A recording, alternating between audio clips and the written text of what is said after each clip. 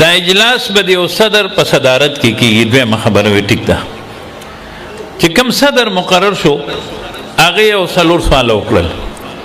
لومبي سوال یې دا وکړو د هغې نه مخکې دا خبره مو وکړه چې لکه هسې نه مونږ خو نن راجمع یو، هسې نه چې سبا مونږ بیا منتشر یو او خامخا به مونږ جدا جدا کېږو. ولې یهودي به وایي چې زه په حق یم، عیسایي به وایي چې زه په حق یم، مسلمان به وایي چې زه په حق یم. راځئ چې اول خپلو کې په دلیل باندې حق ثابت کړو. بچې لږ سر اوچت کړئ. وی ټیک ده.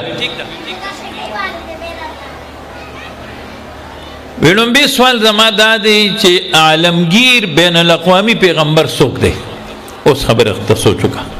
دا مشهوم پرېږدئ چې توجه برابر عالمگیر پیغمبر څوک دی؟ د ټول عالم دپاره پیغمبر څوک دی؟ یهودي نه تپوس وکړو، هغه ورته موسی علیه السلام عالمگیر پیغمبر نه دی، تورات کې دا نشته. بعض وی خبره ختمه، یهود به دا منصوبې نه جوړوي چې ټوله دنیا کې دی یهودیت عام شي او د ګریټست اسرائیلی سټیټ یعنی د هغې خوبونه بنې نه